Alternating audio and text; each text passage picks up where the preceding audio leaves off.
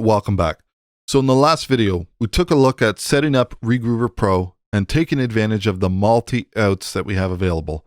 Now, in this particular project that we're working on, it's quite simple. So we were able to get away with isolating three different elements: our kick, our snare, and our hi-hats.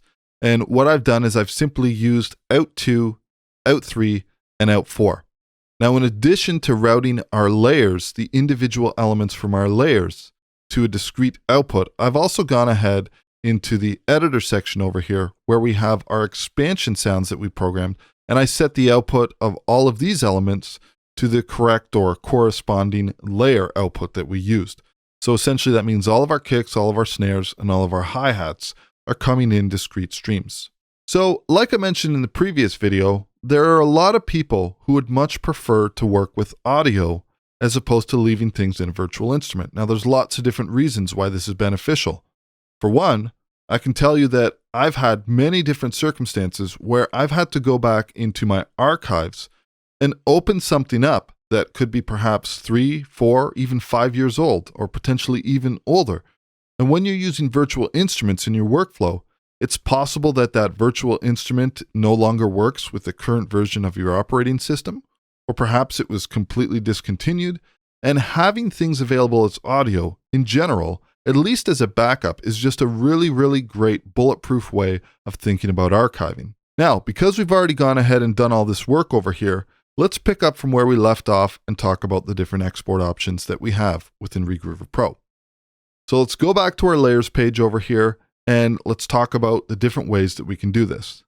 Now, first off, it's worth mentioning that depending on which DAW that you're using, it's possible that that DAW might have its own workflow approach to rendering a virtual instrument into audio. So for example, in Logic Pro, we have a bounce in place. I'm in Studio One over here. I actually have the ability to right click. I can transform this to an audio track. And then essentially what happens is that it becomes a hybrid track where it still has the MIDI, it still has the instrument in backup or in reserve, and it can transform it back if you decide that you need to go back. So this is a really, really great way to work. But in this particular case, let's stick with the basics. Now, the first one I want to talk about is pretty simple. The minute you go ahead and you enable the multi-outs in an instrument, in most DAWs these days, there's some offline way that you can bring those channels, those outputs of your virtual instrument, that you can render them down to audio. So for example, in the case of Studio One over here, I have an option to export stems. Now, because I have these available in my mixing console, they show up in my export options. So let me just go ahead. I'm just going to command click these to return them back to their default. And then if I go to my song, export stems, in my channels section of my mixer, I can essentially select which channels I want to export it. And then I can choose a file name prefix and choose some different options for my format. And in this particular case, I actually have the option to import them to track. So for example, that's something that I could do. Let's go ahead and remove the file name prefix. And in this case, I want to stick with the same format that I'm using for this session, which would be 2448. I want to say between the loop is the range. And then we will go ahead, let's write our tempo to our audio files. Let's import them to track, and then this will automatically offline render these files and bring them right back into my project. Let's go ahead and do that. Okay, so it's telling me that some clipping has occurred. Do you want to delete the exported files? I'm just going to say no. So let's go ahead now. Now you can see that it's brought in these 3 files. So I have my kick, my snare, and my hats. I'm going to go ahead, select all 3 of these. Let's just bring them down a tiny bit because we had some clipping that occurred.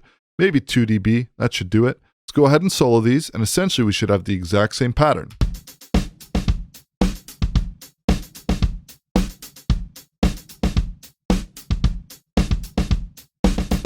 Okay, so that's one way that we can do this. And like I said, depending on the DAW that you're using, it will most likely have some type of export option that allows you to get the multi-channel outputs from a virtual instrument sent out as audio and brought back into your project in some way, shape, or form. So let's take a look at another way that we have now. I'm going to just go ahead and I want to add some new stereo tracks over here. Now I've got some shortcuts to do this in Studio One. So we'll go ahead and we'll add 3 stereo tracks. And these ones, let's just call them kick 2. This one will be snare 2. And this one will be hats 2.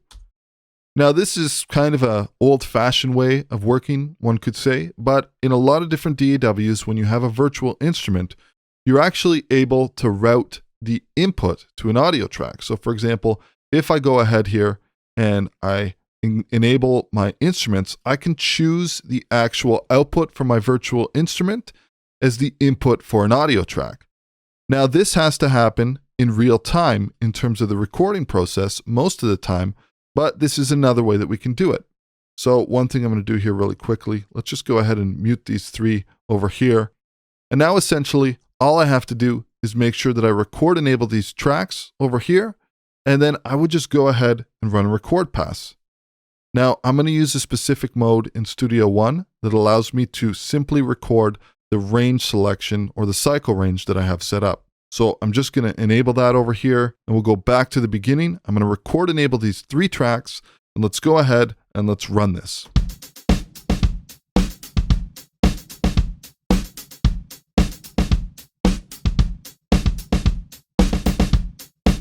Okay, so now we have the same 3 tracks that were exported and brought back in that we used the offline method for.